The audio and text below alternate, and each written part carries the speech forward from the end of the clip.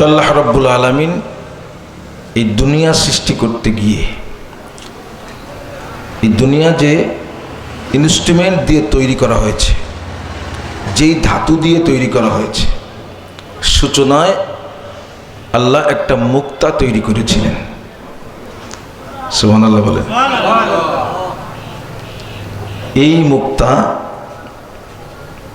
তার থেকে আল্লাহ রাব্বুল আলামিন কতরা কতরা পানি নির্গত করেছেন কুদরতিভাবে, ফোঁটা ফোঁটা পানি আমাদের বোঝার জন্য। সেই ফোঁটা ফোঁটা পানি পড়তে পড়তে 20 কোটি বর্গ মাইল। কত বর্গ মাইল? মনে থাকবে সবার? ঈমানের জন্য এই কথাগুলো মনে রাখা দরকার। আমার সূচনার ইতিহাস আমার কিছুটা জানা থাকা দরকার। 20 কোটি বর্গ মাইল ওই পানি পড়ে পড়ে বরফ তৈরি হয়েছে। এখন কারো কাছে প্রশ্ন আসতে পারে যে ফোঁটা ফোঁটা পানি এত হয়ে গেল, যুক্তিতে ধরে? বলেন সত্যি কথা, কেন যুক্তিতে ধরে? কিছু গবেষণা করলে যুক্তিতে ধরবে। একটা বট গাছ বেশি আছে না, কতটুকুন? 40 আপ যাদের বয়স, 50 আপ যাদের বয়স, বট গাছের বিচি, একটা বিচি যদি আলাদা করা হয় দেখা যাবে? নজরে আসবে না। একটা বট গাছের বিচির থেকে যদি কোন সত্তা 5-10 কিলোমিটার আয়তনের একটি ডালপালা দিয়ে একটা গাছ তৈরি করতে পারেন, আমার সেই রব, আমাদের আহকামুল হাকিমিন রব্বুল আলামিন, উনি কি কতটা কতটা পানি ফেলে সেখানে 20 কোটি বর্গ মাইল বরফের তৈরি করতে পারেন কি পারেন না? কথায় কারো সংশয় আছে নাকি? কোনো সংশয়? তো এই বরফের ভিতরে একসময় পানি হলো, সেই পানির ভিতরে তরঙ্গ সৃষ্টি হলো। কেন হলো? ওই বরফকে আল্লাহ রাব্বুল আলামিন একটা খোঁজখবরই দিয়েছেন, একটা সুসংবাদ দিয়েছেন। সেই বরফ টুকরাকে সুসংবাদ দেওয়া হয়েছে যে তোমাকে আমি এমন একটা স্তরে পৌঁছাতে চাই যে তোমার উপরে বসে আমার সব থেকে শখের মখলুক, যাদেরকে কেন্দ্র করে আমি আসমান জমিন আমি এগুলো সৃষ্টি করতে চাচ্ছি, যারা এহ জগতের প্রধান অতিথি, সেই আশরাফুল মখলুকাত মানুষ তোমার উপরে বসে আমার কুদরতি কদমে সেজদা দিবে। এই খুশির খবর যখন ওই বরফের কানে পৌঁছে দেওয়া হয়েছে, এই অনুভূতি তার ভিতরে জাগ্রত করা হয়েছে, তার ভিতরে এমন একটা আনন্দ অনুভূত হয়েছে, বরফ টাস করে গলে গিয়ে পানিতে রূপান্তরিত হয়ে সেখান থেকে ঢেউ এবং তরঙ্গ সৃষ্টি হয়েছে। খবরটা কি? কি খবর বলেন? আমার কুদরতি কদমে আমার পছন্দের বান্দারা সিজদা দিবে তোমার পরে বসে।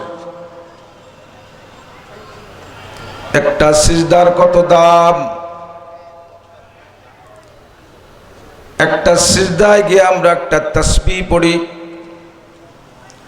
সুবহানা রাব্বিয়াল আলা, পড়ি না? এই একটা তাসবিহর কত দাম! তাসবিহাতুন ওয়াহিদাতুন খায়রুম মিনাদ দুনিয়া ওয়া মা ফিহা। দুনিয়ার ভিতরে যত মখলুক আছে, যত সম্পদ আছে, উন্নত অবনত যত বস্তু আছে, সব বস্তু যদি এক জায়গায় করা হয়, একজন মুমিন বান্দার সিজদার ভিতরে গিয়ে সুবহানা রাব্বিয়াল আলা যদি আরেক পাল্লায় রাখা হয়, আল্লাহর রাসূলের হাদিস বলে একবার সুবহান রাব্বিয়াল আলার দাম আল্লাহর কাছে বেশি। সেই সিজদা দিবে তোমার পরে বসে। পানির ভিতরে তরঙ্গ সৃষ্টি হয়েছে, এখন ঢেউ তো এক জায়গায় যেয়ে দাঁড়াবে, দাঁড়ানোর জায়গা নেই, দাঁড়ানোর কোনো জায়গা নেই।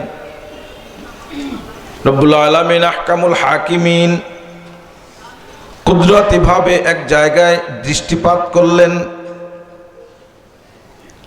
কুদরতি ভাবে রব্বুল আলামিন দৃষ্টিপাত করলে সেইখানে এসে চতুর্দিক থেকে ঢেউ এসে বাড়ি খেতে শুরু করলো। ঢেউয়ের বাড়িতে বাড়িতে ফেনার তৈরি হলো। সমুদ্রের পাড়ে গেছেন? সমুদ্রের পাড়ে গেছেন আপনারা? সমুদ্রের পাড়ে ঢেউয়ে ফেনা হয় না? ফেনার কিন্তু একটা দাম আছে, একটা মূল্যবান। ফেনার তৈরি হইতে হইতে অনেক লম্বা কথা, সংক্ষেপে বলতেছি। যেখানে রব্বুল আলামিনের কুদরতি কদম পড়লো সেখানে এসে ঢেউ বাড়ি খেতে খেতে একবার ফেনা তৈরি হলো, ফেনার থেকে মাটির তৈরি হলো, মাঝখানে আরো অনেক কথা। রব্বুল আলামিন সেখানে পৃথিবীর সূচনা, সেখানেই হচ্ছে পৃথিবীর মধ্যখান। আমরা মাঝে মাঝে ধাঁধা ধরি না? হ্যাঁ, এই কদি পৃথিবীর মাঝখান কোন জায়গা বলি কিনা জিজ্ঞাসা করা হয় আমাদের গ্রাম অঞ্চলে। এই ধাঁধা কদি পৃথিবীর মাঝখান কোন জায়গা, অজ্ঞতা বশত বলে এই তো এই যে পৃথিবীর মাঝখান, এবার তুই মেপে আয়, বলি না আমরা? রব্বুল আলামিন আহকামুল হাকিমিন এরকম ধান্দাবাজি কোনো তথ্য আমাদের কাছে দেন নাই। কুরআনুল কারীমের মাধ্যমে সঠিক সঠিক তথ্য, সঠিক সঠিক গবেষণা, সব কিছুর পূর্ণতা দান করেছেন আপনার আমার নবী মুহাম্মদুর রাসূলুল্লাহ সাল্লাল্লাহু আলাইহি ওয়াসাল্লামের মাধ্যমে। সব কিছুর পূর্ণতা দিয়ে বিদায় হজের ভিতরে রব্বুল আলামিনের পক্ষ থেকে মুহাম্মদুর রাসূলুল্লাহ একেবারে আমাদেরকে খুশখবরি দিয়েছেন, আল ইয়াউমা আকমালতু লাকুম দীনাকুম ওয়া আতমামতু আলাইকুম নি'মাতি ওয়া রাদিতু লাকুমুল ইসলাম দীনা।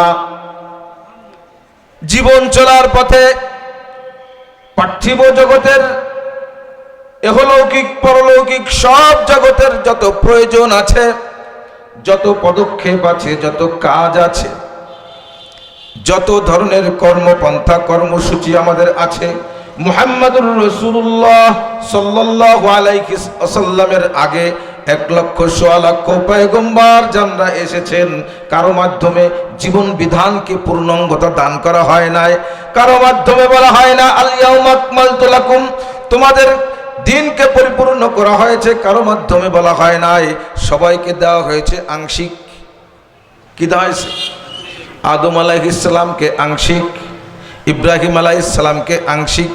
হ্যাঁ, ইব্রাহিম আলাইহিস সালাম জাতির পিতা, সেজন্য তার মাধ্যমে আল্লাহ রাব্বুল আলামিন কিছু কিছু কাজ, কিছু কিছু কাজের পূর্ণতা দান করেছেন। তার ভিতরে একটা হচ্ছে ইব্রাহিম আলাইহিস সালামের আগে কোনো মানুষের চুল দাড়ি পাকতো না। সর্বপ্রথম চুল দাড়ি পাকা শুরু হয়েছে কার কাছ থেকে? ইব্রাহিম আলাইহিস সালামের জামানা থেকে। আরো অনেক কিছু গুণ ইব্রাহিম আলাইহিস সালামকে দান করে আল্লাহ রাব্বুল আলামিন ইব্রাহিম আলাইহিস সালামকে বলে দিয়েছেন, শিখিয়ে দিয়েছেন, মুহাম্মদ সাল্লাল্লাহু আলাইহি ওয়াসাল্লামকে জানিয়ে দিয়েছেন, মিল্লাতা আবিকুম ইব্রাহিম হুয়া সাম্মাকুমুল মুসলিমিন। তোমাদের জাতির পিতা কিয়ামত পর্যন্ত আনেওয়ালা মুসলমানদের জাতির পিতার নাম কি? সবাই বলেন কি নাম? ইব্রাহিম আলাইহিস সালাম পরিচয় করিয়েছেন কে? আল্লাহ রাব্বুল আলামিন পরিচয় করিয়ে দিয়েছেন। এখানে আর কোনো মাসআলা নেই, কোনো ফতোয়া নেই। এটাই আমাদের মেনে নিতে হবে। আমাদের জাতির পিতা, মুসলমান জাতির পিতা হযরত ইব্রাহিম আলাইহিস সালাম। ইব্রাহিম আলাইহিস সালামের অনেক বৈশিষ্ট্য, অনেক গুণ। প্রকাশ করানোর পরে আল্লাহ রাব্বুল আলামিন জাতির পিতা ঘোষণা দিয়েছেন। তো যে কথা বলতেছিলাম যে আল্লাহ রাব্বুল আলামিন যেই জায়গায় কুদরতে দৃষ্টিপাত করেছিলেন ওই জায়গাটা হচ্ছে সেই জায়গা যেখানে আমাদের কলিজার টান আল্লাহ রাব্বুল আলামিনের এই দুনিয়ায় স্বঘোষিত ঘর, স্বনির্মিত ঘর, স্বহস্তে না, স্বহস্তে নির্মিত না, নিজের হাতে আল্লাহ বানাননি। আল্লাহ কাবা ঘর নিজে হাতে বানাননি, কিন্তু নিজে ঘোষণা দিয়েছেন ওইটা আমার ঘর। আল্লাহ রাব্বুল আলামিন আসমান জমিন কুল কায়নাত যা কিছু সৃষ্টি করেছেন সব একটা পন্থায় সৃষ্টি করেছেন। আল্লাহ রাব্বুল আলামিন আসমান সৃষ্টি করেছেন। আল্লাহ বলেন ইযা আরাদাল্লাহু শাইআন আইয়াকুলা লাহু কুন ফায়াকুন। হে বনি আদম, তোমরা জেনে রাখো তোমার রব এত পাওয়ারফুল রব, তোমার স্রষ্টা এত নিখুঁত কারিগর। তোমার স্রষ্টার কোনো জিনিস সৃষ্টি করার জন্য কোনো প্রস্তুতি লাগে না, কোনো ইনস্ট্রুমেন্ট লাগে না, কোনো প্রক্রিয়া লাগে না, কোনো পরিকল্পনাও লাগে না। আল্লাহ রাব্বুল আলামিন বলেন আমি রব যখন কোনো জিনিসকে সৃষ্টি করার ইচ্ছা করি আমি সব সৃষ্টির পিছনে একটা মাধ্যম ব্যবহার করেছি। আসমান সৃষ্টি করেছি, আমি বলেছি আসমান কুন, আসমান হয়ে যাও, হয়ে গেছে। জমিন সৃষ্টি করেছি, জমিনকে বলেছি কুন, জমিন হয়ে যাও, হয়ে গিয়েছে। ইভেন আমার ঘর হিসেবে যেটাকে আমি স্বীকৃতি দিয়েছি বাইতুল্লাহ হিসেবে তোমাদেরকে পরিচয় করিয়ে দিয়েছি, ওই ঘরটা বানাইতে গিয়েও কিন্তু আমি আল্লাহ কুদরতি হাত লাগাই নাই। কিন্তু একটা জায়গায় আমি কুদরতি হাত লাগাইছি, সেই জায়গাটা হচ্ছে আমার বান্দা, আমার বান্দা আশরাফুল মাখলুকাত বনি আদমের মুখমণ্ডল তৈরি করার জন্য আমি রব্বুল আলামিন নিজে কুদরতি হাত ব্যবহার করেছি। সবচেয়ে দামি তো কে দামি? মানুষ। বলেন আমি দামি? কে দামি? সবাই বলেন কে? বুকে হাত দেন। আমি দামি। अपनी अपना को पहचानो, दुनिया तुझे पहचानेगा। নিজে নিজেকে চেনো, तमाम दुनिया তোমাকে চিনবে, तमाम মখলুক তোমাকে চিনবে। সব মখলুককে আল্লাহ রাব্বুল আলামিন আপনার আমার জন্য বানিয়েছেন। সবাই আপনার আমার খেদমত করার জন্য ব্যতিব্যস্ত, সবাই আপনার আমার সেবা দেওয়ার জন্য ব্যতিব্যস্ত। আপনি আপনার আমার কাজ হচ্ছে মালিকের হুকুম পালন করা। সুবহানাল্লাহ বলেন। সব আপনার আমার খেদমত করবে। বিষাক্ত সাপ খেদমত করবে কিনা বলেন? পরোক্ষ খেদমত করে আসতেছে বিষাক্ত সাপ, হিংস্র পশু, বিষাক্ত পোকামাকড় সবাই পরোক্ষ খেদমত করেই আসতেছে। যেই খেদমতগুলো আপনি আমি সব উপলব্ধি করতে পারি না, কিন্তু আপনি যদি চান প্রত্যক্ষ দেখবেন। হিংস্র জানোয়ার আপনার প্রত্যক্ষ খেদমত করবে, এমন যদি চাওয়া হয়, কোন আল্লাহর বান্দা যদি চায়, আল্লাহ রাব্বুল আলামিন নজির রেখেছেন, নমুনা রেখেছেন। এই দুনিয়ার ভিতরে পয়গম্বরগণ তো আছেনই, তারপরে আল্লাহর যারা খাস বান্দারা ছিলেন, এখনো যদি কেউ হতে পারি আমরা, কোন হিংস্র পশু, কোন পোকামাকড়, কারো যদি আপনার আমার খেদমত দরকার হয়, তারা প্রত্যক্ষভাবে আপনাকে আমাকে খেদমত করতে রাজি। সবাই আপনার আমার খাদেম। শেখ সাদী রহমাতুল্লাহ আলাইহি উনি জিন্দেগির একটা উপমা দিয়েছেন। ওনার দৃশ্যমান উনি দেখেছেন, ওনার দেখা একটা কথা কবিতার মাধ্যমে আমাদের কাছে পৌঁছে দিয়েছেন। শেখ সাদী রহমাতুল্লাহ আলাইহি একজন মস্ত বড় দামি আল্লাহওয়ালা মানুষ। পৃথিবীর এমন কোনো দেশ নেই যেই দেশের সাহিত্যিকরা আল্লামা শেখ সাদী রহমাতুল্লাহ আলাইহির নাম জানে না, ঠিক কিনা?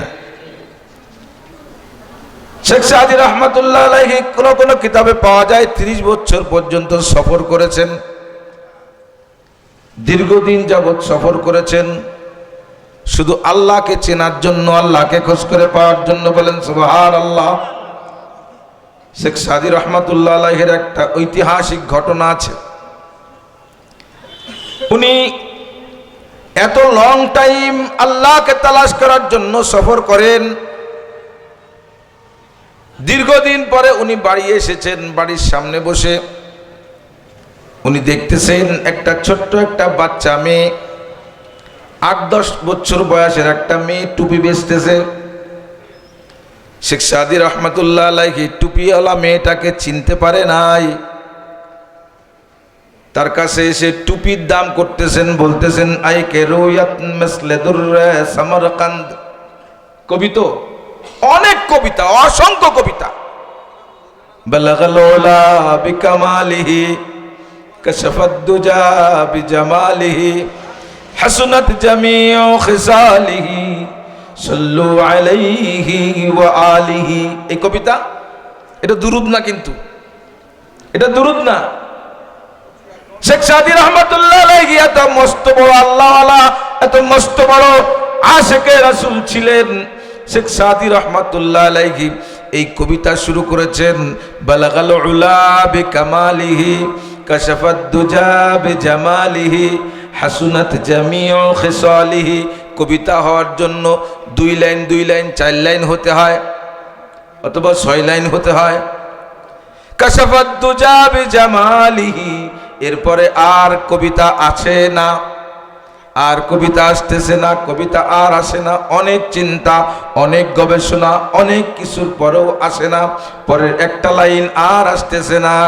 চিন্তা করতে করতে করতে করতে ঘুমায় গেছেন। মুহাম্মাদুর রাসূলুল্লাহ সাল্লাল্লাহু আলাইহি ওয়াসাল্লাম ঘুমের ভিতরে স্বপ্নের ঘরে এসে বলতেছে, সাদী তুমি চিন্তা করতেছো কেন? চিন্তা লাগবে না, তুমি লাগায়া দাও সাল্লু আলাইহি ওয়া আলিহি। দামি আশিকে রাসূল।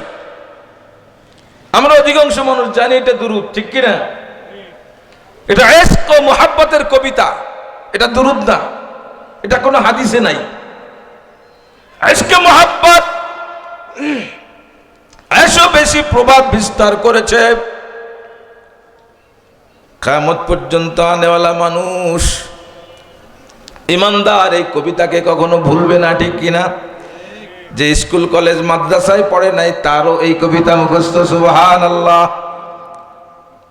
তো শেখ সাদী রহমাতুল্লাহ আলাইহি বাড়ির সামনে এসে মেয়েকে দেখে দেখতেছে টুপি বেচতেছে।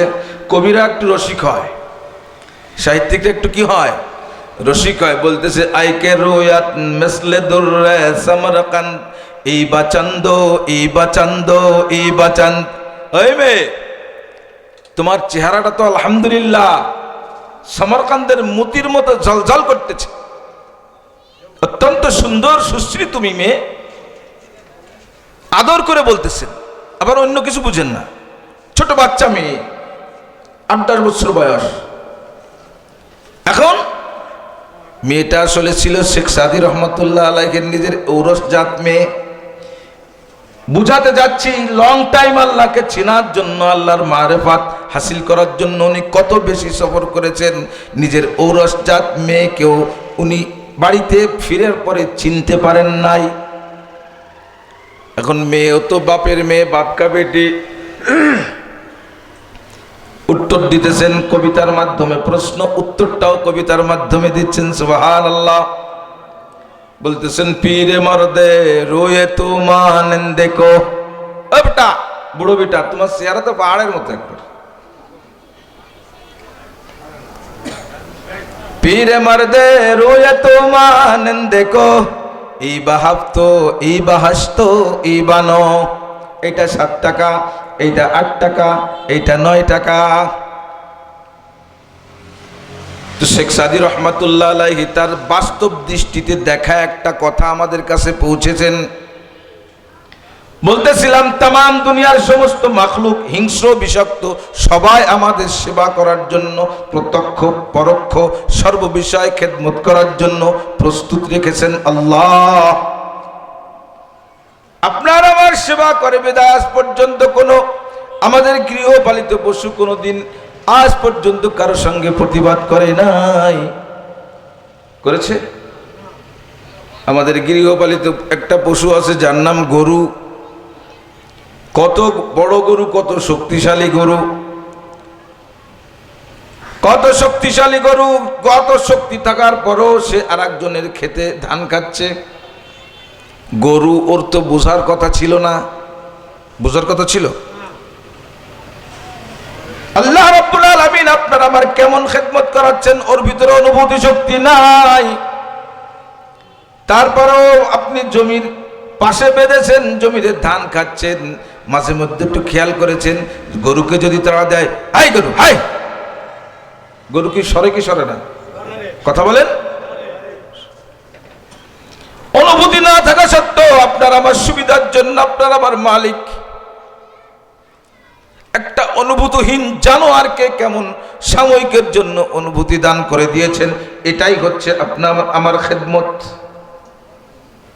চিন্তা হয় কখনো? কার জন্য, কার জন্য হচ্ছে সবকিছু বলেন? আজকে যে ঘটনা ঘটে গেছিল 10:38 সময়, টের পাইছি না সময়? হ্যাঁ, লক্ষ লক্ষ কোটি কোটি টাকা খরচ করে যেই টাওয়ার তৈরি করা হয়েছে, যেই ঘর তৈরি করা হয়েছে একটু আশ্রয় নেওয়ার জন্য, কয়েকটা ভিডিও ফুটেজ আমরা দেখেছি। যেই ঘর আমার আশ্রয় স্থল, ওই ঘর তো আশ্রয় তো দূরের কথা, জীবন বাঁচানোর জন্য 8 বছরের একটা সন্তানকে ফেলে তার বাপ কি করেছে, সন্তানকে টাওয়ারের ভিতরে রেখে নিজে আগে দৌড়ে টাওয়ার থেকে বের হয়েছে। আল্লাহর কথা খেটে যাচ্ছে কিনা? ইয়াউমা ইয়াফিরুল মারউ মিন আখিহি ওয়া উম্মিহি ওয়া আবিহি ওয়া সাহিবাতিহি ওয়া বানিহি। আল্লাহ বলেন, বান্দা তোমার সামনে এমন একটা ভয়ঙ্কর দিন অপেক্ষা করতেছে, যেই দিন একটা হবে 50,000 বছরের দিন। ও বান্দা, তুমি আজকে দুনিয়া নিয়ে মত্ত আছো, দুনিয়ার প্রেম, দুনিয়ার ভালোবাসা, দুনিয়ার মোহাব্বত, দুনিয়ার ক্ষমতার লোভ তোমাকে অন্ধ করে দিয়েছে। দুনিয়ার সবাইকে তুমি সময় দাও, যেটাকে তুমি তার কাছে যাও, যার যে চাহিদা তুমি সবার চাহিদা পূরণ করো। কিন্তু আমি রব্বুল আলামিন আহকামুল হাকিমিন তোমাকে যে জন্য বানিয়েছিলাম, আমি একটু তোমার সঙ্গে, তুমি দুনিয়ায় থাকবা, শত ব্যস্ততার মধ্যে তোমার মাঝে আমার মাঝে একটু কথোপকথন হবে, মাঝে মধ্যে একটু সাক্ষাৎ হবে। গভীর রাত যখন হয়ে যায়, সব মানুষ যখন ঘুমিয়ে যায়, তুমি একটু আমাকে মনের কথা খুলে বলবা, আমি একটু তোমার মনের কথা শুনবো। তোমার কুদরতি কদমখানা, তোমার কুদরতি, আমি কুদরতি হাত দিয়ে তোমার যে কপালখানা সৃষ্টি করেছিলাম, যেখানে কাউকে আমি হাত লাগাতে দেই নাই, কোনো ফেরেশতা হাত লাগাই নাই, কোনো কারিগর হাত লাগাই নাই, আমি রব্বুল আলামিন নিজ হাতে, নিজ কুদরতি হাতে তোমার যে কপালখানা যত্ন করে বানিয়েছিলাম। এজন্যই বানিয়েছিলাম তোমার কুদরতি, তোমার ওই কপালখানাকে, উচ্চ কপালখানাকে আমি রব্বুল আলামিনের কুদরতি কদমের সঙ্গে একটু ঠেকিয়ে দিয়ে তুমি বলবো, আল্লাহ আমি তোমার বান্দা, আমার এই নাই, আমার এই প্রয়োজন, আমার এই লাগবে, আমার তাই নাই, আমার সমুখ নাই, আমি অসুস্থ আছি, আমি অভাবী আছি, আমি সন্তান হারাচ্ছি। তুমি এই কথাগুলো আমাকে গভীর রাতে সব মাখলুক যখন ঘুমিয়ে যায়, তুমি একটু আমাকে বলবে। তোমার ওইটুকুন শোনার জন্য আমি রব তোমাকে এত আয়োজন করে সৃষ্টি করেছিলাম। তো শেখ সাদি রহমতুল্লাহ আলাইহি বলতেছেন, একে দিদামাদ আরশে রোদেবার কি পেশা মুদম্বর পলঙ্গে সওয়ার। আমি সাদি একদিন জঙ্গল দিয়ে চলতেছিলাম, জঙ্গল দিয়ে চলতে চলতে চলতে চলতে হঠাৎ করে দেখি আল্লাহর একজন বান্দা বাঘের পিঠে সওয়ার হয়েছে। কিসের পিঠে? বাঘের পিঠে সওয়ার হওয়া যায়? হ্যাঁ যায়, আমরা পারি না। সওয়ার হওয়া যায়, কিন্তু আমরা পারি না। একে দিদা মজার সয়েরো দেবার কে পেশা মোদাম্বার পালঙ্গে সওয়ার। একজনকে দেখলাম বাঘের পিঠে সওয়ার, হাতে একটা সাপ চাবুক বানিয়ে ব্যবহার করতেছে। সুবহানাল্লাহ বলেন। আমি সাদি দেখে আশ্চর্য হয়ে গেলাম, আশ্চর্য হয়ে হতভম্ব হয়ে আমি আর তাকিয়েছিলাম। বাঘের পরে সওয়ার ব্যক্তি নিজের ঠোঁটের পরে একটু হাত থেকে মুস্কি হাসি দিয়ে বলতেছে, সাদি তুমি কি আশ্চর্য বোধ করতেছো নাকি? ও সাদি, তোমার কাছে কি আশ্চর্য লাগতেছে নাকি? সাদি, আশ্চর্যের কোনো ব্যাপার নয়। মাল্লাহুল মাওলা মাল্লাহুল মাওলা ফালাহুল কুল। এই সাপ এবং এই বাঘকে যেই সত্তা সৃষ্টি করেছেন, এই সাপ নয়, এই বাঘ নয়, এর থেকেও ভয়ঙ্কর, এর থেকেও হিংস্র, এর থেকেও বিষাক্ত যদি কোনো পোকামাকড় এবং পশু থেকে থাকে, এই মালিককে যদি তুমি আমি রাজি করতে পারি, মালিক যদি রাজি হয়ে যায়, সাদি মনে রেখো তারাও তোমার এইরকম নয়, এর থেকেও আরো বেশি সেবা করতে বাধ্য। আল্লাহ রাব্বুল আলামিন সব কিছু আমাদের সেবার জন্য বানিয়েছেন, নাকি বলেন? বিশ্বাস হয়? সব আমাদের জন্য, সব আমাদের জন্য, সব আমাদের জন্য। আমার বাড়িতে গৃহপালিত পশুর ভিতরে একটা গাভী আছে। গাভীর দুগ্ধ যখন আমি দহন করি, কত বড় ধোঁকা দিচ্ছি বাচ্চাকে। কে এটা? গাভীর বাচ্চাকে কত বড় ধোঁকা দিচ্ছি, কত বড় ধোঁকা দিচ্ছি। ধোঁকা দেওয়ার পরে তাৎক্ষণিক গাভীর বাচ্চা এবং গাভীর ভিতরে কথোপকথন হচ্ছে। আল্লাহর রাসূল শুনিয়ে দিয়েছেন আপনাকে আমাকে, যখন গাভী উলানের ভিতরে দুধ চলে আসে, ঠিক তখনই বাচ্চাটাকে বেঁধে রাখা হয়। গাভীর বাচ্চাকে বেঁধে রেখে সমস্ত দুধটুকুন আমরা সংগ্রহ করি। সংগ্রহ করার পরে যখন দুধ আর বানে থাকে না, উলানে থাকে না, তখন বাচ্চাটাকে ছেড়ে দেই। বাচ্চাটা উলানে 2-4টে ঘা দিয়ে, গুঁতো দিয়ে, আঘাত দিয়ে আবার মুখের কাছে যায়। দেখেননি? কোথায় যায়? আবার মুখের কাছে যায়। গাভী তখন দেখবেন বাচ্চার পিঠের উপরে একটু চাটা দেয়, একটু চাটা দেয়। বাচ্চা গিয়ে মাকে বলে, মা কিছুক্ষণ আগে না কত দুধ তোমার ওলানে ছিল, মানুষ তারপরে বেঁধে রাখলো, ও মা দুধ গেল কোথায়, এখন খাবো কি? এ কথা বল, আল্লাহ রাসূল বলেছেন এ কথা বলে। তখন মা সন্তানকে সান্ত্বনা দেয়, বাবা ও বাচ্চা আফসোস করো না, তোমার আমার অধিকার, তোমার আমার দায়িত্ব হচ্ছে ওদের খেদমত করা, ওদের খাদেম হিসেবে তোমাকে আমাকে দুনিয়ায় প্রেরণ করা হয়েছে।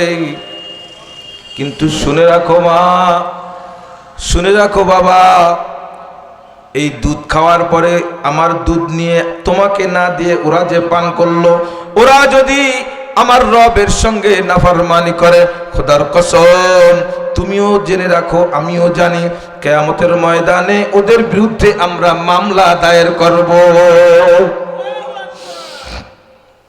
মামলা দায়ের হবে।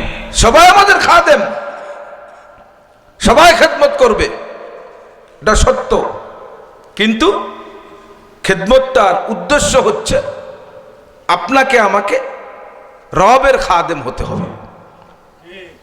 সবাই রাজি আছি তো? হ্যাঁ, রবের চাকর হতে হবে। সারা জীবন তো সংসারের চাকরি করলাম, কি বলেন? আপনি আব্বা, আপনি একজন চাকর, চাকর কি না? প্রত্যেক আব্বা একজন চাকর, কিন্তু বসে আমি সংসারের প্রভু না। আপনার হাব্বা প্রভু হতে পারে, কিন্তু প্রকৃতপক্ষে আপনি একজন চাকর। সব থেকে বড় চাকর আপনি আপনার সংসারের, আপনার স্ত্রীর, আপনার সন্তানদের, আপনার পিতামাতার সব থেকে বড় চাকর আপনি।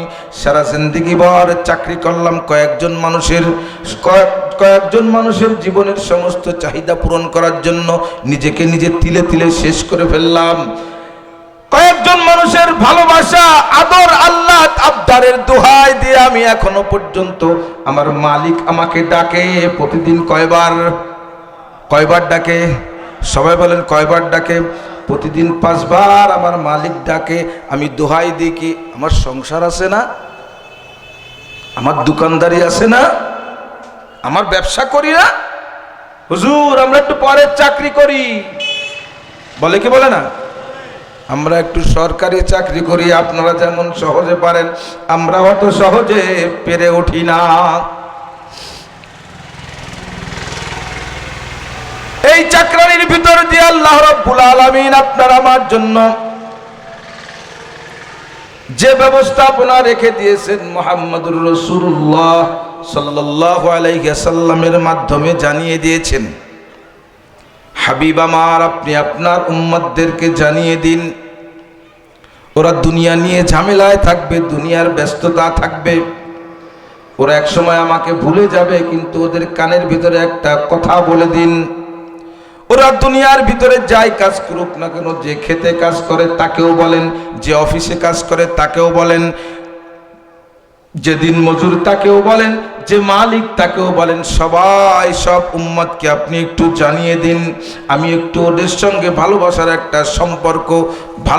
একটা সম্পর্ক নিয়ে আমি ওদেরকে কি করেছিলাম, দুনিয়ায় প্রেরণ করেছিলাম।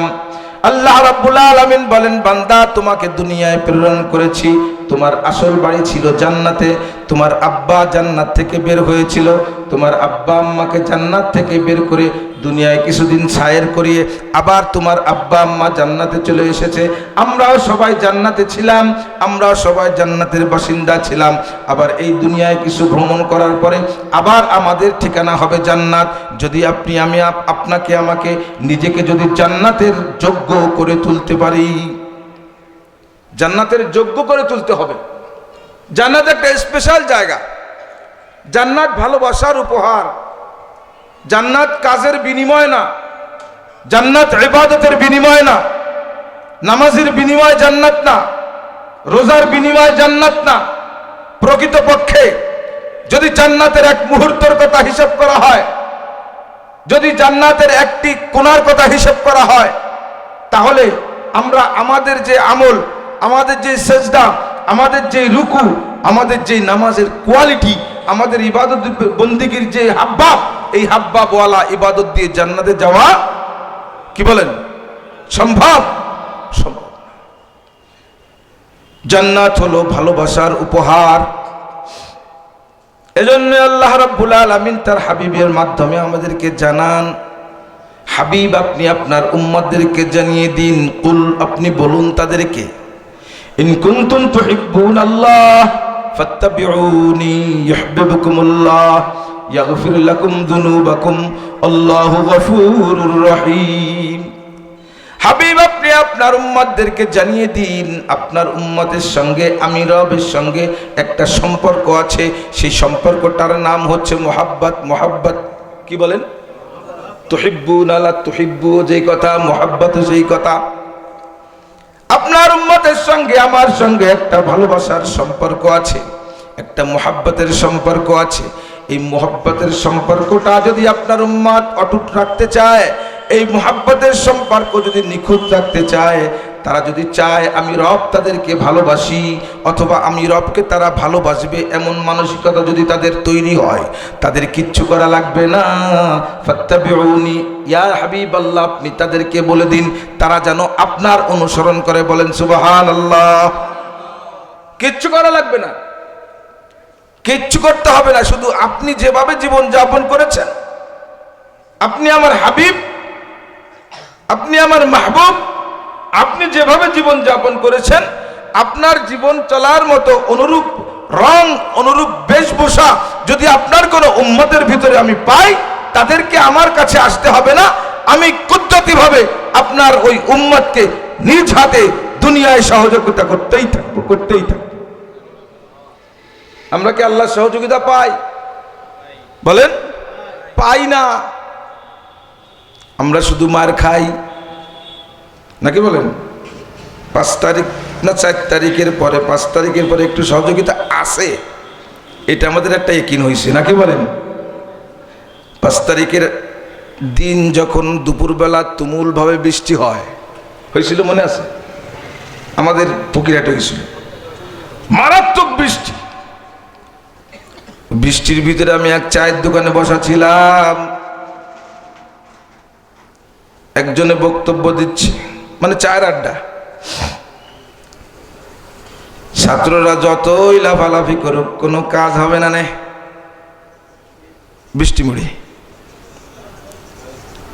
ছাত্ররা যতই চেষ্টা করুক কোনো কাজ হবে না, শেখের বেটি এত সহজ না। আমি মুখের দিকে শুধু ফ্যাল করে তাকিয়ে থাকলাম, কিচ্ছু উত্তর দেওয়ার কোনো পরিবেশ ছিল না। ওখান থেকে এসে বাড়ি এসে জোহরের নামাজ পড়ে খানা খাইছি অথবা খানা খাইতে যাব, এমন সময় একেবারে ঢাকার থেকে একটা ফোন এসেছে, বলছে দোস্ত কাজ হয়ে গেছে। কুলিল্লাহুম্মা মালিকাল মুলক তুতিল মুলকা মান তাশা ওয়া তানজিউল মুলকা মিম্মান তাশা ওয়া তুইজ্জু মান তাশা ওয়া তুযিল্লু মান তাশা বিয়াদিকাল খায়র। সব ক্ষমতার মালিক কে? সবাই বলেন। সব ক্ষমতা নিয়ন্ত্রণ করেন কে? অপমান লাঞ্ছনা করার মালিক কে? উপরে উঠানোর মালিক কে? আমাদের যা চিন্তা চেতনা, এতদিন যা কিছু ভেবেছি করেছি, যা কিছু চিন্তায় ছিল, একেবারে মুহূর্তের ভিতরে আমাদের সব চিন্তা ভেস্তে গেছে, ঠিক কিনা? সব পাওয়ার কার হাতে? কোন মাখলুকের হাতে কোনো পাওয়ার নাই, কোন সম্পদশালীর হাতে পাওয়ার নাই। সব কিছু নিয়ন্ত্রণ একমাত্র আমার আল্লাহ। তাই মুমিন যদি এই শিক্ষা গ্রহণ করতে পারে, আমার ভরসা, আমার সব, আমার আশা, আমার চাওয়া, আমার পাওয়া সব একমাত্র আল্লাহর দরবারে, আর কারো কাছে আমার কিছু চাওয়া পাওয়া নাই। এই জিনিস বোঝানোর জন্য আল্লাহ রাব্বুল আলামিন এই দুনিয়াকে সৃষ্টি করার হাজার হাজার বছর আগে এই দুনিয়ায় বড় একটা আয়োজন করেছেন। একটা আয়োজন করে আল্লাহ রাব্বুল আলামিন পৃথিবীর সূচনা করেছেন সৃষ্টির। যেখানে কুদরতিভাবে দৃষ্টিপাত করেছিল, মনে আছে না? যেখানে কুদরতিভাবে দৃষ্টিপাত করেছিল সেইখানে আল্লাহ রাব্বুল আলামিন ফেরেশতাদের মাধ্যমে একটা ঘর নির্মাণ করেছেন। সেই ঘরটা কোন সুজায়? ঠিক ওই সুজায় আসমানের উপরে আর একটা ঘর আছে। নিচের ঘরটার নাম বাইতুল্লাহ, উপরের ঘরটার নাম হচ্ছে বাইতুল মামুর। বাইতুল মামুর যেখানে বসে ফেরেশতারা ইবাদত করে, ফেরেশতারা তাওয়াফ করে, ঠিক সেই সোজাসুজি জমিনের পরে একটা আল্লাহ রাব্বুল আলামিন ঘর তৈরি করে দিয়েছেন। ওই ঘর কোনো ঘর নয়, ওই ঘর হচ্ছে একটা রহমতের টাওয়ার, ওই ঘর হচ্ছে বরকতের টাওয়ার, ওই ঘর হচ্ছে বরকত, রহমত, মাগফিরাত সব কিছুর একটা টাওয়ার। ওই ঘরের ভিতরে আল্লাহ রাব্বুল আলামিন একটা পাথর রেখে দিয়েছেন, যে পাথরের নাম হজরে আসওয়াদ। আমরা সবাই জানি হজরে আসওয়াদ নিয়ে অনেক কথা, সেদিকে যাব না, সময় লাগবে। হজরে আসওয়াদকে আল্লাহ রাব্বুল আলামিন এমন ভাবে একটা টাওয়ার বানাইছেন, এমন একটা চুম্বক, এমন একটা আকর্ষণীয় শক্তি দান করেছেন আল্লাহ রাব্বুল আলামিন। গুনাহগার বান্দা, যার গুনাহ দেখা যায় না, যার চেহারা দেখে গুনাহ নির্ণয় করা যায় না, যার চোখ দেখে চোখে কোনো অন্যায় করেছে বোঝা যায় না, যার সমস্ত গুনাহ জমা হয়ে আছে, যার সমস্ত অন্যায় জমা হয়ে আছে, বান্দুদের 2 আঙ্গুল নিচে একটা গোশতের টুকরা, কলবের ভিতরে যা দেখা যায় না চোখে, যা চোখে দেখা যায় না, এমন আকর্ষণ, এমন বিকর্ষণ যা কিছুই থাকতে পারে না কেন, আল্লাহ নিজের ঘরের সঙ্গে ওই পাথরটাকে সেট করে দিয়ে আল্লাহ বলেন, বান্দা তুমি পৃথিবীর যেই প্রান্তেই থাকো না কেন, যদি তুমি আসো, উপস্থিত হও, শোয়া লাগবে না, দূর থেকে একটু হাত উঁচু করে একটু চুমো খাবে। আমি রব্বুল আলামিন ওই পাথরের ভিতরে এমন পাওয়ার দিয়ে দিয়েছি, তোমার ভিতরে যত গুনাহের কালিমা আছে সমস্ত গুনাহগুলিকে ওই পাথর মুহূর্তের ভিতরে চোষণ করে নিয়ে যায়। আল্লাহ রব্বুল আলামিন আপনার আমার সুবিধার জন্য পৃথিবীতে আপনার আমার বসবাসের ঘর বানাতে পারতেন কিনা? সর্বপ্রথম আল্লাহ পারতেন আমার বান্দা যেই ঘরে বসবাস করবে সেই ঘরটা আগে বানাই, সেই ঘরটা না বানিয়ে আমার বান্দার সমস্যার সমাধান কোথায় গিয়ে হবে, আমার বান্দা কোথায় গিয়ে কেস করবে, আমার বান্দা কোথায় গিয়ে কেস তুলবে, কোথায় গিয়ে নালিশ করবে, কোন জায়গায় দাঁড়িয়ে বললে ডাইরেক্ট আরশে আজিম থেকে আমি চেয়ে চেয়ে দেখবো, কোন জায়গায় দাঁড়িয়ে বললে, কোন জায়গায় কিছু চক্কর দিলে আমি আর আমার বান্দাকে কুদরতিভাবে দেখতে থাকবো, চক্করে চক্করে ওর অন্যায়গুলো আমি ভুলায় দিতে থাকবো, চক্করে চক্করে তওয়াফের মাধ্যমে ওকে আমি নিষ্পাপ নিষ্কলুষ কেমন যেন ওই দিন মায়ের গর্ভ থেকে জন্ম নিয়েছে এমন নিষ্পাপ বানিয়ে দেব। কারণ ওর জীবন চলার পথ অনেক সুগম, অনেক দূর যেতে হবে আমার বান্দাকে। আমার বান্দার সামনে কয়েকটা মামলা মোকদ্দমা আমি রেডি করে রেখে দিয়েছি, ওই মামলায় তার জিততে হবে। বান্দার সামনে কঠিন একটা অপারেশন আছে, যে অপারেশনের নাম হচ্ছে মৌত। আছে কিনা? মৌত একটা অপারেশনের নাম। এই অপারেশন না করে জান্নাত ভোগ করা যায় না, এই অপারেশন না হয়ে কবরে নিয়ামত পাওয়া যায় না। এই অপারেশন আছে তার সামনে, একাকিত্বের ঘাটি আছে, লোকলয়ের ঘাটি আছে, সূর্যের সঙ্গে ফাইট দিতে হবে। আমার বান্দার সামনে অনেক পথ আছে, যে পথ অতিক্রম করে আমি এবং আমার বান্দার মাঝে দীর্ঘদিন পরে 50,000 বছর মিনিমাম, কোথাও দুনিয়ায় 20,000 বছর কমপক্ষে, পরকালে আখেরাতের ময়দানে 50,000 বছর মিনিমাম, হাজার বছর সময় অতিক্রম করার পরে সমস্ত সেক্টর সমস্ত পদক্ষেপগুলি আমার বান্দা এক ধাপে ধাপে অগ্রসর হয়ে এক সময় গিয়ে আমার বান্দা পুলসিরাত পার হয়ে জান্নাতের ভিতরে প্রবেশ করবে।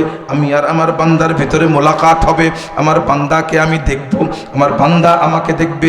সর্বপ্রথম আমার বান্দা যখন আমাকে আমার নূর দেখবে, দেখার পরে এত মজা অনুভব করবে, এত একটা ভালোবাসা, এমন একটা আবেগের অনুভূতি আসবে, এক চক্কর এক পলক আমার নূর দেখার সঙ্গে সঙ্গে আমার বান্দা বেহুশ হয়ে যাবে।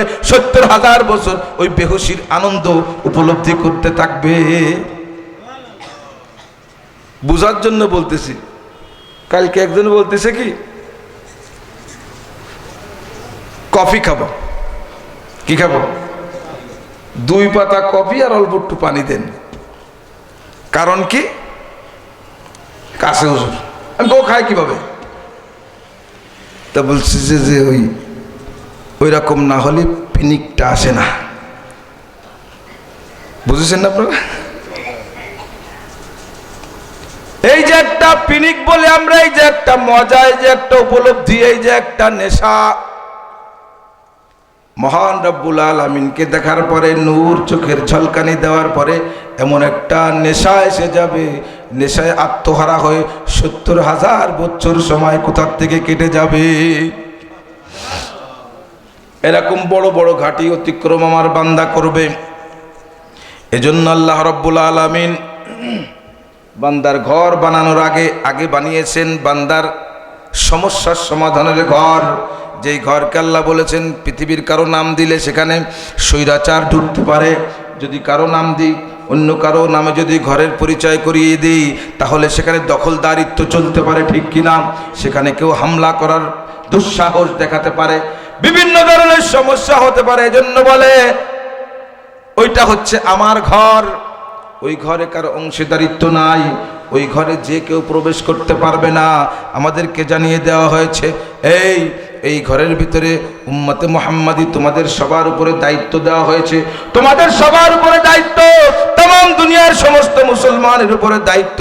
আমার ঘর মক্কা আর আমার হাবিবের ঘর মদিনাতুল মুনাওয়ারা, বাইতুল্লাহ আর মসজিদে নববী, এই দুইটা একটা এরিয়া দিয়ে দিলাম। এই দুনিয়ার মুসলমান, তোমাদের হাতে একটা দায়িত্ব দিয়ে দিলাম। সেই দায়িত্বটা হচ্ছে এই ঘরের আশপাশ দিয়ে, এই এরিয়ার ভিতর দিয়ে তোমরা কোনো কাফের, কোনো মুশরিক, কোনো বেঈমান, কোনো পত্তলিক, কোনো খ্রিস্টান, কোনো ইহুদি, কোনো নাসারা কাউকে তোমরা প্রবেশ করতে দিবা না। যদি তোমাদের সমস্ত জীবনগুলো শেষ হয়ে যায়, তোমরা যদি জীবন দেওয়ার প্রয়োজন হয় জীবন দিবে, রক্তের প্রয়োজন হলে রক্ত দিবে, কিন্তু তোমাদেরকে আদেশ করা থাকলো রবের পক্ষ থেকে ওই ঘরের এরিয়ার ভিতরে কোনো বেঈমান প্রবেশ করতে পারবে। দায়িত্ব কার? বোঝে না দায়িত্ব কার? সবাই বলেন আমার আমার আমাদের। আমাদের সোনার বাংলা নাই? হ্যাঁ, জাতীয় সঙ্গীত কি আমাকে টুকান দি? আমার সোনার বাংলা। তো ও জায়গা আমার কেন? লক্ষ লক্ষ শহীদের রক্ত, হাজার হাজার মা বোনের ইজ্জতের বিনিময় অর্জিত আমার স্বাধীনতা আমি একার দাবি করে ফেললাম। আমি দলিল করেছি নাকি? আমার সোনার বাংলা হলো কেন?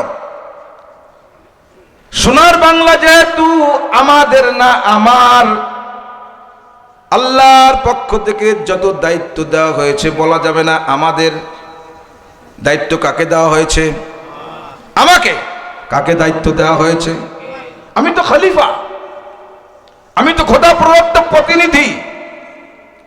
আমাকে দায়িত্ব দেওয়া হয়েছে দুনিয়া পরিচালনা করার জন্য। আল্লাহ বলেছিলেন ইন্নী জাইলুন ফিল আরদি খলিফা।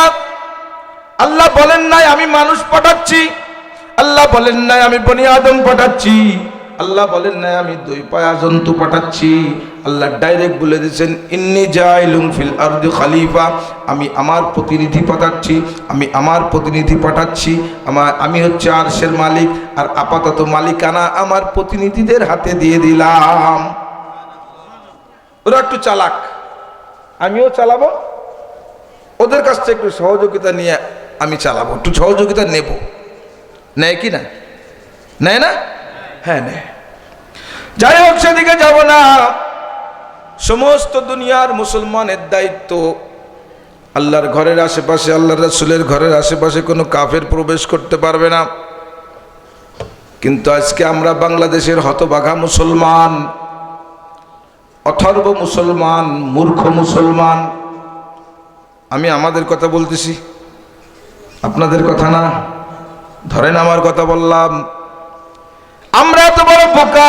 আমার দেশ স্বাধীন হয়েছে 50 বছরের বেশি সময়, যেখানে 91% মুসলমান, এখন 93% বলা যায়।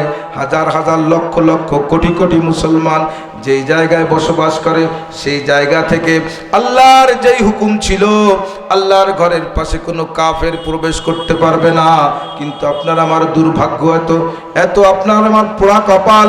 প্রত্যেক বছর আপনার আমার দেশে যে সরকার এসেছে, যেই সময় প্রত্যেক বছর হাজার হাজার কাফের, হাজার হাজার বেঈমান, হাজার হাজার মুশরিক, হাজার হাজার রাসূলের দুশমনকে আল্লাহর রাসূলের জিয়ারত করার জন্য আমরা পাঠিয়েছি। জানেন, প্রত্যেক বছর লক্ষাধিক কাফের, হাজার হাজার মুশরিক এই বাংলাদেশ নামক ভূখণ্ড, যেখানে ইসলামের ঐতিহ্য আছে, যেখানে সাহাবাদের ইতিহাস আছে, যেখানে মুসলমানের ঈমানের পাওয়ার আছে, সেই জায়গা থেকে আল্লাহর এত মস্ত বড় একটা হুকুম, আমার এরিয়ার ভিতরে কোনো কাফের প্রবেশ করতে পারবে না। আমার দেশ থেকে অনুমোদন দিয়ে লক্ষ লক্ষ হাজার হাজার কাফেরকে পাঠানো হচ্ছে। নাউজুবিল্লাহ বলেন সবাই। এর থেকে আমাদের বিরত থাকতে হবে কি হবে না? রাজি তো সবাই? সবাই রাজি? একটু পরে বলবনি। কিসের রাজি এত সকালে বলবো না? তো আল্লাহ রাব্বুল আলামিনের আয়োজন। আল্লাহ বলেন আগে আমি ওদের নালিশ করার ঘরটা তৈরি করলাম, ওদের মনের কথা খুলে শোনার জন্য একটা ঘর তৈরি করলাম। এই ঘর তৈরি করে অনেক পরে অনেক দিন পর্যন্ত আমি কি করেছি, আমার কুদরতি ফেরেশতাদের মাধ্যমে সেখানে তওয়াফ করাইছি, সেখানে ইবাদত করিয়েছি, সেখানে পরিষ্কার পরিচ্ছন্ন রাখিয়েছি। সেখানে আমি আমার পক্ষ থেকে আমার যারা অনুগত ফেরেশতা, যারা কখনো আমার নাফরমানি করে না, সেই ফরমাবরদার ফেরেশতাদের মাধ্যমে আমি আমার ইবাদত চালু রেখেছি। ও দুনিয়ার মানুষ, তোমরা আমাকে ইবাদতের ভয় দেখাবা নাকি? তোমরা কি মনে করবা নাকি আমরা সেজদা না দিলে আল্লাহর কোনো ক্ষতি হবে, আমরা তওয়াফ না করলে আল্লাহর কোনো ক্ষতি হবে? তোমাদের মানসিকতার ভিতরে শয়তানে পুশ করতে পারে, পুশ যাতে না করতে পারে এজন্য আমি আমার ঘরকে সৃষ্টি করে সর্বপ্রথম একেবারে নিষ্কলুষ, একেবারে নিরপেক্ষ, একেবারে স্বচ্ছ আত্মা যাদের ফেরেশতা, তাদের মাধ্যমে আমি ইবাদত করিয়ে প্রমাণ করেছি তোমরা আমাকে সবাই যদি আল্লাহ বলে একবার ডাক না দাও আমি রবের কিচ্ছু আসে যায় না। আল্লাহ রাব্বুল আলামিন ফেরেশতাদের মাধ্যমে হাজার হাজার বছর ইবাদত করিয়ে এরপরে একবারে সুন্দর পরিবেশ করে একেবারে আমাদের বসবাসের উপযুক্ত, ব্যবহারের উপযুক্ত যখন এই ভূমি হয়েছে।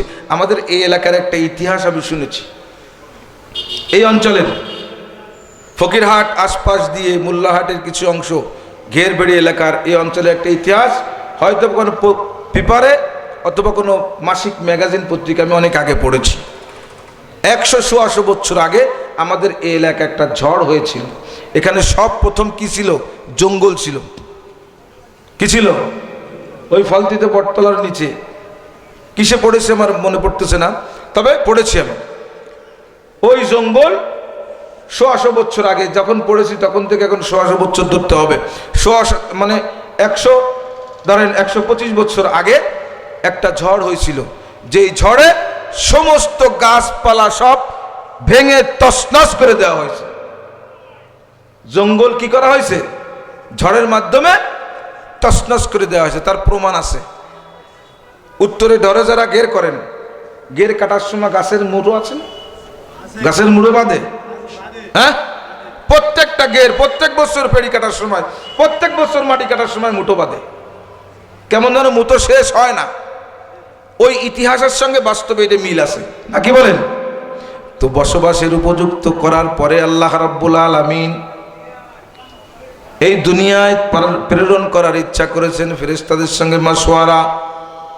আল্লাহ রাব্বুল আলামিন বসবাসের যোগ্য করে এরপরে তার বান্দা অনেক কায়দা কালাম, অনেক কিস্সা কাহিনী, অনেক অভিমান মান, অনেক ভালোবাসা আবেগ, অনেক কিছু একত্রিত করে আদম আলাইহিস সালামকে আল্লাহ দুনিয়ায় প্রেরণ করেছেন, ঠিক কিনা? দুনিয়ায় আসার পরে আল্লাহ রাব্বুল আলামিন আদম আলাইহিস সালামকে দীর্ঘ সময় পর্যন্ত তার কাছ থেকে ইন্টারভিউ নিয়েছেন, ধৈর্যের পরীক্ষা নিয়েছেন। দেখি আমার আদম কত সময় আমাকে ডাকতে পারে।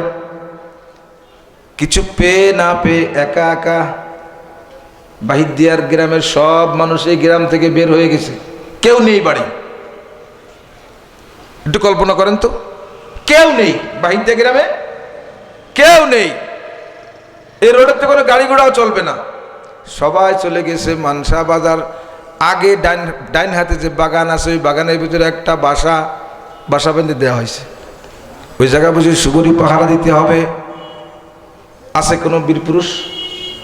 হ্যাঁ, তাম দুনিয়ার ভিতরে কেউ নাই, একমাত্র বান্দা, একমাত্র পয়গম্বর হযরত আদম আলাইহিস সালাম। একেবারে পাহাড়িয়া এলাকায় অনেক কাহিনী, ওই কাহিনীর দিকে যাব না। হাঁটতে হাঁটতে 360 বছর পরে আস্তে আস্তে আস্তে আস্তে আল্লাহ রাব্বুল আলামিন তার বান্দা রিজালুল্লাহ পয়গম্বর আমাদের আদি পিতা হযরত আদম আলাইহিস সালামকে ওই বাইতুল্লাহর কাছে এনে অবস্থান করিয়েছে। একেবারে হজর সফর যারা করেছেন, কিয়ামতের ময়দান আরাফাতের মাঠ, নাকি বলেন? ওইখান থেকে সোজা রাস্তা, আরাফাতের ময়দান থেকে সোজা মুজদালিফা হয়ে এরপরে হচ্ছে আল্লাহর ঘরে যাইতে হয়। এবং আদম আলাইহিস সালাম যেই জায়গায় যেই আমল করেছিলেন, যেই মানবিক কাজ করেছিলেন, আম্মাজান হযরত হাওয়াকে নিয়ে কোথায়? মুজদালিফায় খোলা আকাশের নিচে একটু রাত্রে বিশ্রাম করেছিলেন, রাত্রে থেকেছিলেন। খোলা আকাশের নিচে কোনো পাটি ছিল না, কোনো মাদুর ছিল না, কোনো কিছুই ছিল না। আল্লাহ রাব্বুল আলামিন এত পছন্দ করেছেন, কিয়ামত পর্যন্ত যত মানুষ হজে যাবে কোনো তাঁবুর নিচে থাকা চলবে না, কোনো বিছানার চাদরে থাকা চলবে না, একেবারে খোলা আকাশের নিচে মাটির পরে শুয়ে থাকতে হবে। আল্লাহ বলে ওইটাকে আমি ইবাদত বানিয়ে দিলাম। আদম আলাইহিস সালাম দীর্ঘদিন আল্লাহর ঘরের খেদমত করেন, তার সন্তানেরা করেন। নূহ আলাইহিস সালাম পর্যন্ত খেদমত হয়। খেদমত হওয়ার পরে এক সময় নূহ আলাইহিস সালামের দোয়ার মাধ্যমে কি করা হয়, হযরত নূহ আলাইহিস সালামের দোয়ার মাধ্যমে সমস্ত দুনিয়াকে প্লাবন দিয়ে ধ্বংস করে দেওয়া হয় এক প্রকারের। ওখান থেকে কাবা ঘর খুঁজে পাওয়া যায় না। কাবা ঘর দীর্ঘ টাইম, কাবা ঘর আল্লাহ রাব্বুল আলামিন আসমানে উঠায় নেন, কাবা ঘর ধ্বংস হয় না। কি বলেন? কাবা ঘর ধ্বংস হয় না, আসমানে উঠায় নেন। আবার নতুন কাবা দুনিয়ায় প্রেরণ বানাইতে হবে। আল্লাহ রাব্বুল আলামিনের বান্দা আপনার আমার জাতির পিতা হযরত খলিল ইব্রাহিম খলিল আলাইহিস সালাম, ইব্রাহিম খলিলকে বারবার করে পরীক্ষা নেয়। কারণ কাবা ঘর সব থেকে মেজর পয়েন্ট, সব থেকে বড় আমানতের জায়গা, যার তার হাতে দায়িত্ব দেওয়া যাবে না, পরীক্ষা নিতে হবে পরীক্ষায় উত্তীর্ণ হয় কিনা। পরীক্ষা করে ইব্রাহিম আলাইহিস সালামকে একবার দেশ থেকে বের করে দেয়, একবার আগুনের ভিতরে পোড়ায়, একবার স্ত্রী অপহরণ করে নিয়ে যায়, একবার সম্পদ নষ্ট হয়ে যায়।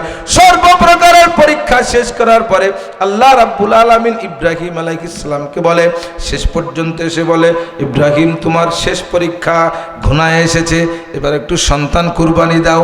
সন্তানকে তুমি মনে হয় মোহাব্বত করো। না, মোহাব্বতকে প্রমাণ করতে হবে।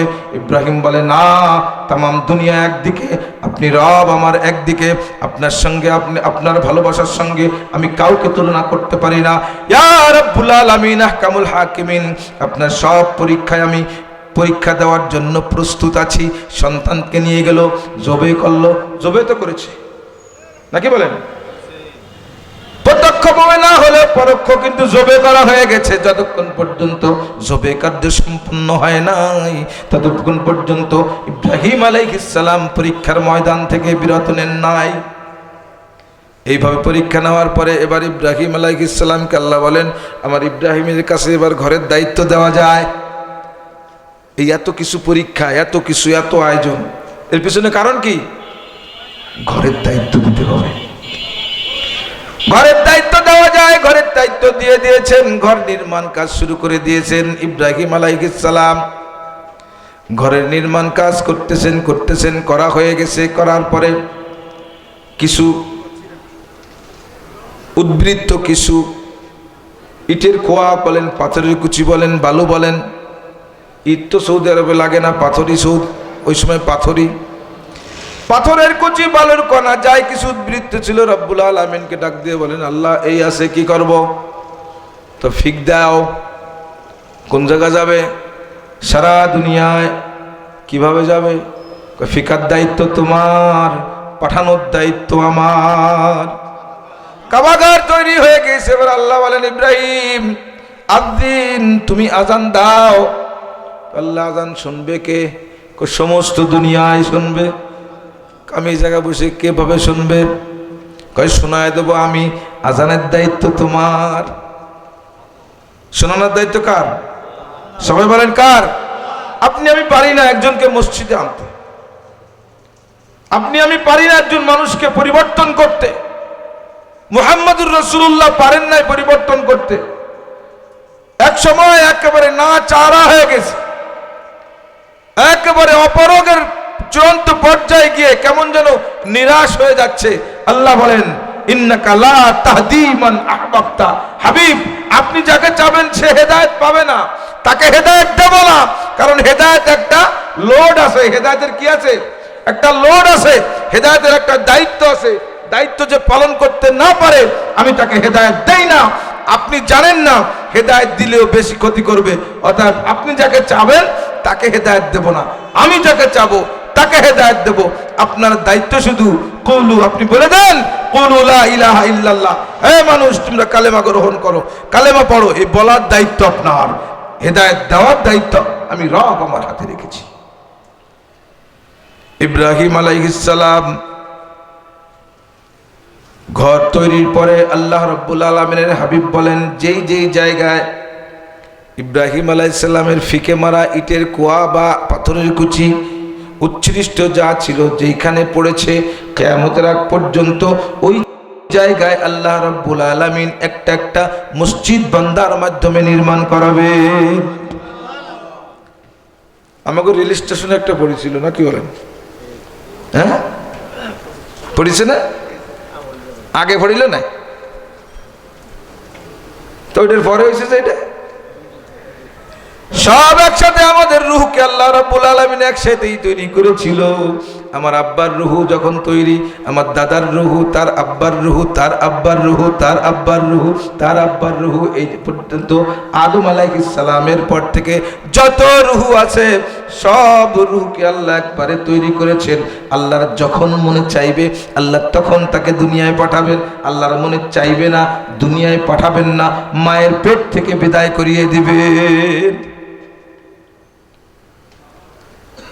ঠিক আল্লাহ রাব্বুল আলামিন যখন চেয়েছেন রেল স্টেশনে আমাদের জন্য মসজিদ হয়েছে, কারণ ওই জায়গায় লোক সমাগম তো আগে ছিল, ঠিক কিনা? এই মোড়ের থেকে ওই স্টেশনে লোক সমাগম আগে, যেখানে লোক সমাগম আগে হয়েছিল সেখানে আল্লাহ রাব্বুল আলামিন আগে মসজিদ করার তৌফিক দিয়েছেন। তো এই মসজিদের সঙ্গে বাইতুল্লাহর সঙ্গে যোগাযোগ আছে কি আছে না? আছে না? ওইটা হচ্ছে মূল টাওয়ার, আর আমাদের মসজিদ হচ্ছে মিনি টাওয়ার। সুবহানাল্লাহ বলেন। টাওয়ারের আওতার ভিতরে না গেলে যেমন মোবাইলে নেটওয়ার্ক থাকে না, মসজিদ বাইতুল্লাহ আল্লাহ এমন একটা টাওয়ার রেখেছেন যেই টাওয়ার থেকে হয়ে বাইতুল মামুর হয়ে আরশে আজিমে একেবারে আল্লাহ পর্যন্ত ওই নেটওয়ার্ক আল্লাহ লাগায় দিয়েছেন।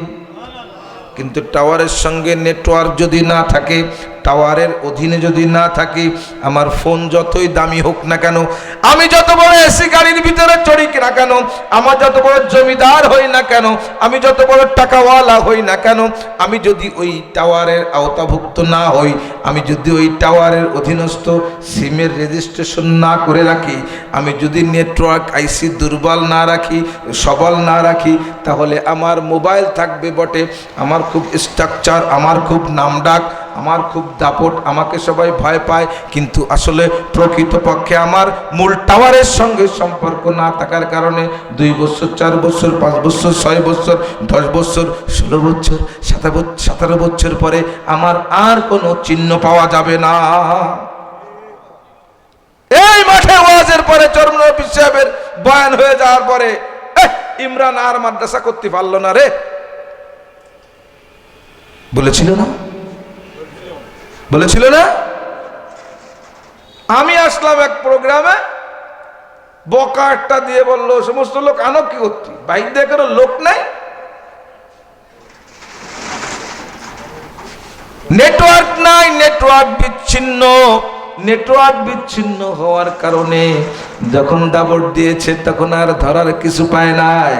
যদি নেটওয়ার্ক থাকতো দৌড়ে গিয়ে নেটওয়ার্ক টাওয়ারের ভিতরে ঢুকতো, যদি টাওয়ারের ভিতরে গিয়ে কেউ আশ্রয় গ্রহণ করত, মুসলমান আল্লাহর পক্ষ থেকে প্রাপ্ত দায়িত্ব, আল্লাহর রাসূল যেমন বিদায় হয়, আল্লাহর রাসূল যেমন মক্কা বিজয়ের পরে আল্লাহর ঘরে যারা আশ্রয় গ্রহণ করবে তাদেরকে ক্ষমা করে দেওয়া হবে।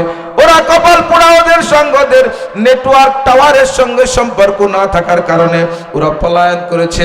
ওরা যদি পলায়ন না করে ওই টাওয়ারের গোড়ায় গিয়ে দাঁড়াতো, দুজু করে 2 রাকাত নামাজ পড়ে মসজিদের ভিতরে যে জিকির আজকার তেলাওয়াত করতে শুরু করত, 1 দিন 2 দিন 3 দিন যদি দেখা যেত, খোদার কসম লাগে বাংলাদেশের মানুষের দিলের ভিতরে একটা দয়া চলে আসতো, আর ওদেরকে দেশ ত্যাগ করতে হতো না।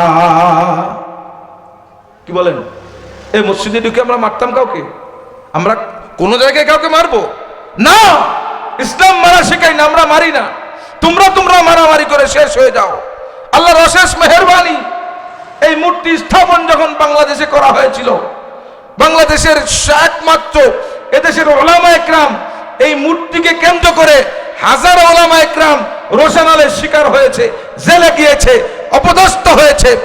ওলামা একরাম তারপরও নিষেধ করেছে, করেন না। আমাদের নায়েবে আমিরুল মুজাহিদিন স্পষ্ট বলেছিল, শেখের বেঠি, যদি আপনার বাপের মূর্তিটাকে ভেঙে বাংলাদেশের জনগণ বঙ্গোপসাগরে ফেলে দেয়, আপনি সেদিন আপনার লজ্জায় মুখ দেখাবেন কি করে? সত্যি তাই ঘটেছে। কোন টুপিওয়ালা মূর্তিতে হাত দেওয়া লাগে নাই, কোন হুজুর মূর্তির কাছে যেতে হয় না। আল্লাহ রাব্বুল আলামিন ঢিলা ভেঙে দিয়েছে, হাতুড়ি ব্যবহার করা লাগে। তোমরা করবা, আমরা ইসলামপন্থীরা কখনো গ্যাঞ্জাম করি না, ঠিক কিনা? আমরা আরো মজবুত হয়ে গেছি নাকি বলেন? আমরা আরো মজবুত হয়েছি, আমাদের সম্পর্ক গাঢ় হয়েছে। আলহামদুলিল্লাহ বলেন সবাই। খুশি না বেজার আপনারা? আমাদের সম্পর্ক আরো গাঢ় হয়েছে। আল্লাহর কাছে দোয়া করি এই সম্পর্ক যেন আল্লাহ স্থায়ী করে দেন। আমাদের যে ভুল বোঝাবুঝি আছে, আমাদের যে ভুল সিদ্ধান্ত আছে, তার থেকে ফিরে এসে যেন আমরা সঠিক পথে পরিচালিত হতে পারি। সকলে বলেন আমিন। তো কিভাবে আমরা এক থাকবো, এইটাই আমার মূল আলোচ্য বিষয়। কিভাবে এক থাকা যায়? তো আল্লাহ রাব্বুল আলামিন ইব্রাহিম আলাইহিস সালামকে আজান দিতে বললেন। আজান তামাম দুনিয়ায় পৌঁছে গেছে। ওদিন রূহের জগতে যারা আজান শুনেছিল তারা সবাই বাইতুল্লাহ জিয়ারত করতে যাবে। আল্লাহ রাব্বুল আলামিন হযরত ইব্রাহিম আলাইহিস সালামের মাধ্যমে আবার নির্মাণ করানোর পরে আল্লাহ রাব্বুল আলামিন ইব্রাহিমকে বললেন, ইব্রাহিম, যত ধরনের পরীক্ষা নেওয়া দরকার তোমার কাছ থেকে আমি পরীক্ষা নিয়েছি, তুমি সব পরীক্ষায় পাশ করেছ। ইব্রাহিম, তোমাকে আমি অনেক পরীক্ষা নিয়েছি, তুমি আমার হক আদায় করেছো, পরীক্ষা দিয়েছো। আমার পক্ষ থেকে প্রদত্ত দায়িত্ব, আমার ঘরকে তুমি যথাযথ আমার মনোভূতভাবে নির্মাণ করতে সক্ষম হয়েছে। এবার ইব্রাহিম আলাইহিস সালামকে আল্লাহ ডাক দিয়ে বলেন, ইব্রাহিম, তুমি এবার আমার কাছে কিছু চাও। সুবহানাল্লাহ বলেন। ইব্রাহিম আলাইহিস সালাম পাওয়ার হাউসের কাজ করার কারণে আল্লাহ চাওয়ার অধিকার দিয়েছেন। আমরা যারা লোকাল টাওয়ারের সঙ্গে আছি, আল্লাহ জানিয়ে দিয়েছেন ইব্রাহিমের নির্মিত বাইতুল্লাহ পর্যন্ত যারা আসতে না পারো, কোনো সমস্যা নাই, তোমার বাড়ির সামনে একটা বাইতুল্লাহ আমি নির্মাণ করার ব্যবস্থা করে দিলাম। ওই বাইতুল্লাহর খেদমত যদি করতে পারো, ওই বাইতুল্লাহর সেবা শুশ্রূষা যদি করতে পারো, ওই বাইতুল্লাহর খাদেম যদি তুমি হয়ে যাও, আমার ইব্রাহিমকে যেমন আমি বলেছিলাম, ইব্রাহিম তুমি যা চাও তোমাকে তাই দিব, তুমি তোমার মন খুলে একটু আমার কাছে চাও। ইব্রাহিম যা চেয়েছে আমি রব্বুল আলামিন ইব্রাহিমের দোয়া কবুল করে তাই দিয়েছি। কি চেয়েছিলেন ইব্রাহিম আলাইহিস সালাম? ইব্রাহিম আলাইহিস সালাম ধন সম্পদ চান নাই। ইব্রাহিম আলাইহিস সালাম পার্থিব কোনো বস্তু চান নাই। ইব্রাহিম আলাইহিস সালাম আল্লাহ যখন চাওয়ার স্বাধীনতা দিয়েছেন, ইব্রাহিম আলাইহিস সালাম দোয়া করেছেন, রব্বানা, ও আমার রব, আবাস, আমাকে আপনি দান করুন, এমন একজন সন্তান আপনি দান করুন, এমন সন্তান দান করুন যেই সন্তান দুনিয়ার মানুষকে আপনার কালাম তেলাওয়াত করে শোনাবেন, যেই সন্তান দুনিয়ার মানুষের দিলের ভিতর, দুনিয়ার মানুষের মানবিকতার ভিতরে যত কলুষিত ভাব আসে, এই ভাবকে যেই সন্তান পরিচ্ছন্ন করবে এবং যেই সন্তানের মাধ্যমে আপনার প্রদত্ত ওহির জ্ঞান বান্দার কাছে পৌঁছে যাবে, এমন একজন সন্তান আপনি আমার মাধ্যমে দান করুন। ইব্রাহিম আলাইহিস সালাম মুখে মুখে এই কথা বলেছিলেন, কিন্তু তার দিলের ভিতরে ছিল, তার কলবের ভিতরে ছিল, আল্লাহ আপনি আমার সন্তানদের ভিতরে থেকে যে কোনো জেনারেশনেই হোক না কেন, আপনার হাবিব মুহাম্মদ সাল্লাল্লাহু আলাইহি ওয়াসাল্লামকে আমার সন্তানদের ধারাবাহিকতার ভিতর দিয়ে আপনি তাকে দুনিয়ায় আগমন ঘটাবেন। আমি যেন কিয়ামতের ময়দানে বলতে পারি, আমি মুহাম্মদুর রাসূলুল্লাহর জাতির পিতা, আমি তার আব্বা। এমন একজন সন্তান আপনি আমাকে দান করেন, অর্থাৎ মুহাম্মদুর রাসূলুল্লাহকে আমার জেনারেশনের ভিতর দিয়ে আপনি দান করেন। তো আল্লাহ রাব্বুল আলামিন কবুল করে নিয়েছেন।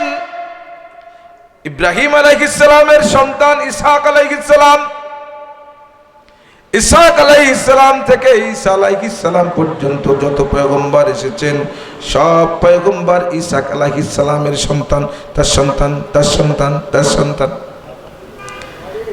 কিন্তু একমাত্র ইব্রাহিম ইসমাঈল আলাইহিস সালাম স্পেশাল, কারণ ইসমাঈল আলাইহিস সালাম তো স্পেশাল ভাবে আল্লাহ রাব্বুল আলামিনের কাছ থেকে তার পিতা তাকে চেয়ে নিয়েছিলেন, ঠিক কিনা? দীর্ঘদিন যাবৎ বৈবাহিক জীবন চলতেছে, সন্তান হয় না, 90 পার হয়েছে বয়স, তখন আল্লাহর কাছে বললেন রব্বি হাবলি মিনাস সালিহিন ফাবাশশারনাহু বিগুলামিন হালিম।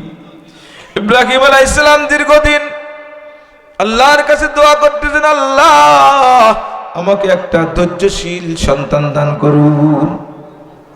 আমরা সন্তান চাইছি আল্লাহর কাছে, বলেন চাই? সন্তান চাই? চাই না। আমাকে সন্তান হয় অ্যাক্সিডেন্ট।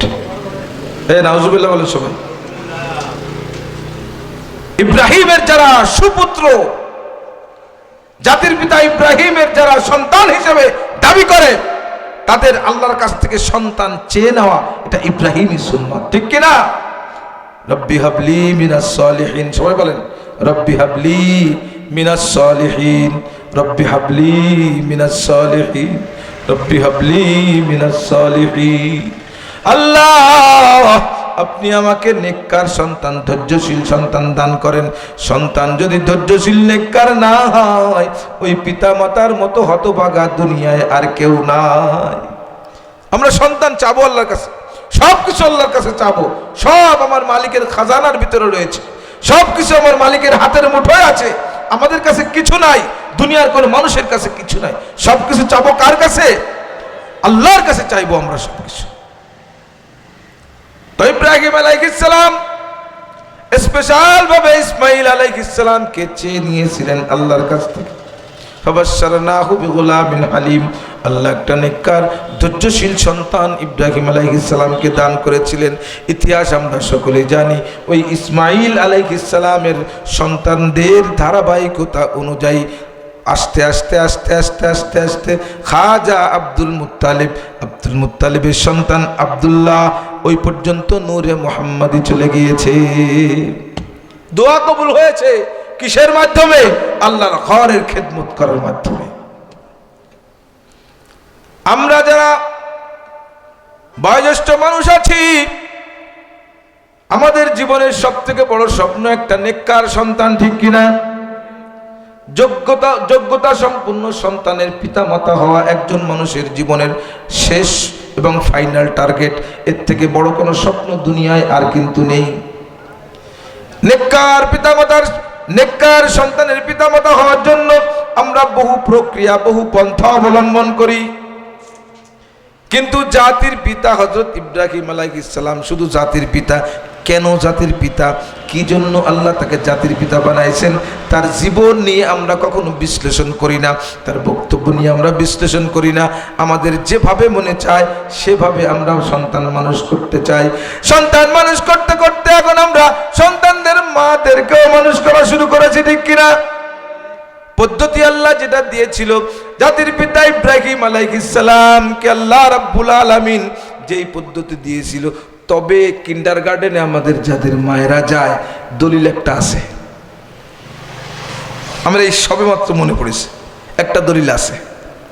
আব্বাজান হযরত ইব্রাহিম আলাইহিস সালাম আম্মাজান হাজেরা এবং ইসমাইলকে যখন রেখে এসেছিলেন, মাই তো সাথে ছিল, ঠিক না? কিন্ডারগার্টেনে মাদের যাওয়ার একটা অনুমোদন হয়ে গেল আজকের মাহফিল থেকে, আলহামদুলিল্লাহ না নাউজুবিল্লাহ। সম্মানিত হাজিরিন, প্রধান অতিথি কই? এই প্রধান অতিথি কই? সেটা কমা না, বন্ধ গান কিসে যায়? জিকির করি লা ইলাহা ইল্লাল্লাহ, লা ইলাহা ইল্লাল্লাহ। ওঠেন না, দোয়া হবে কিছুক্ষণের মধ্যেই। আমাদের প্রধান মেহমান চলে আসতেছে, জরুরত যাদের না ওঠেন না, অল্প কিছু মানুষ, উনি সেভাবে দেখলে উনি ওয়াজ করতে কষ্ট হবে। লা ইলাহা ইল্লাল্লাহ, লা ইলাহা ইল্লাল্লাহ, লা ইলাহা ইল্লাল্লাহ, লা ইলাহা ইল্লাল্লাহ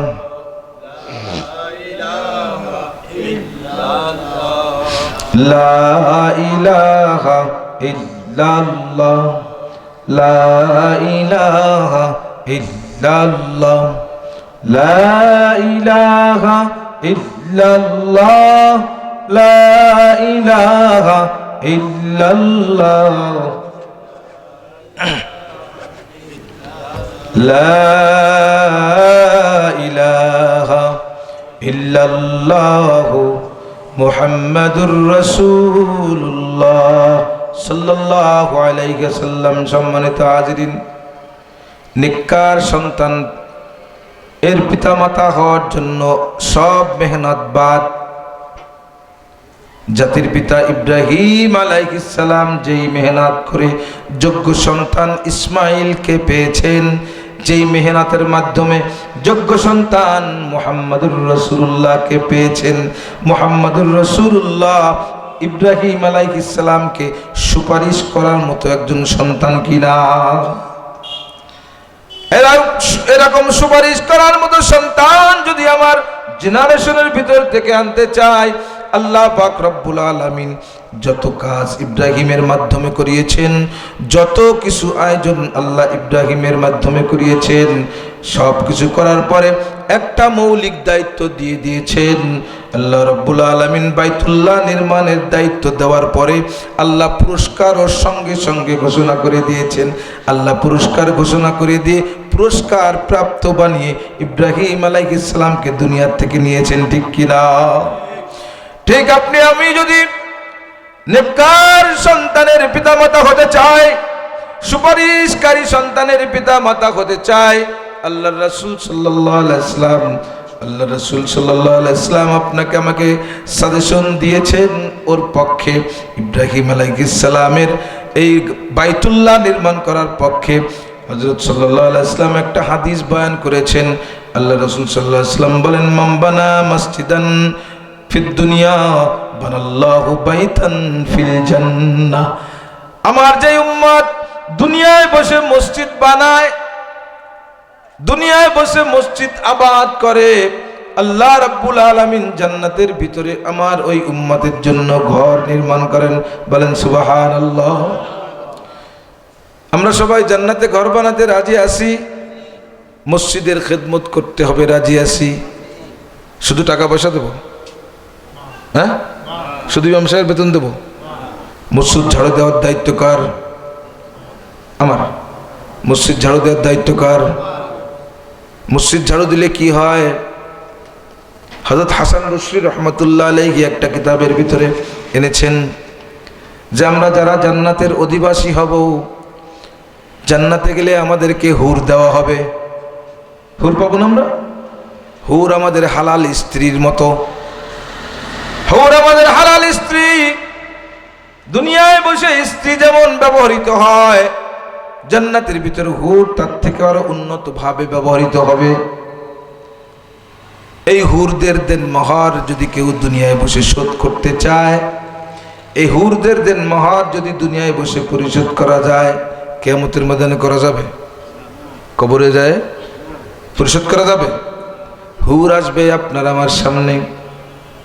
কোন কোন আল্লাহর বান্দার, কোন ফরমাবরদার বান্দার কবরের ভিতরে হুর আসবে। হুর সুশ্রীবান, যারা দুনিয়ার ভিতরে যদি একটু থুতু ফেলতো দুনিয়ার নোনা পানির সাগরের ভিতরে, ওই পানি কিয়ামতের পর্যন্ত আর নোনা থাকতো না, ওই পানি মধুর চেয়ে বেশি মিষ্টি হয়ে যেত।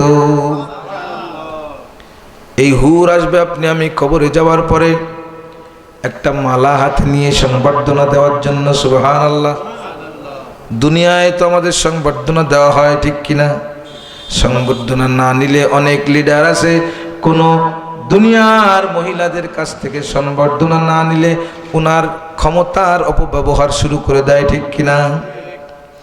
সম্মানিত হাজিরিন, কবরবাসী নেককার কবরে যাওয়ার পরে মালা নিয়ে যখন সংবর্ধনার জন্য আসবে, মালা গলায় পরিয়ে দিতে যাবে, এমন সময় ওই বান্দার হাতের একটা ধরেন আঘাত লেগে মালাটা ছিঁড়ে যাবে। মালাটা ছিঁড়ে গেলে সমস্ত পুঁথিগুলো অথবা যা দিয়ে গাঁথা থাকবে মাটিতে পড়ে যাবে। উনি বলবে সরি। জান্নাতের মেহমান কি বলবেন? সরি, আমি বুঝতে পারিনি। না, কোনো সরি নেই। সুবহানাল্লাহ বলেন। কোনো সরি টরি বুঝি না, যেহেতু ছিঁড়ে মাটিতে পড়ে গিয়েছে, এই মালা তো আবার গাঁথতে হবে। আসেন আপনিও গাঁথেন এক পাশ দিয়ে, আমিও গাঁথি এক পাশ দিয়ে।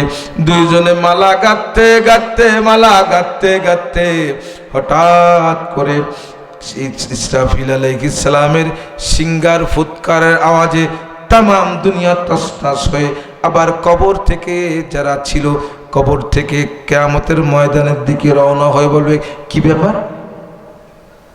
কিয়ামত হয়ে গেছে। কেটুক সময় মনে চায় না? মনে চায় না? মনে চায় না? যদি কারো মনে চায় দুনিয়ায় একটু ত্যাগ করতে হবে। আমরা দুনিয়ায় যারা আছি, আমাদের যত গুনাহ কল্পনায় হয় 14 আনা গুনাহ, 2 আনা বাস্তবায়ন হলে হতেও পারে, নাও হতে পারে, ঠিক কিনা? কল্পনায় 14 আনা গুনাহ করা পাবলিক আমরা। আমাদের দেশে অন্তত গুনাহের মানসিকতা নিয়ে বাস্তবায়ন ঘটানো যায় না, যেহেতু যেখানে কাল্পনিক গুনার ভিতরে আমরা লিপ্ত থাকি।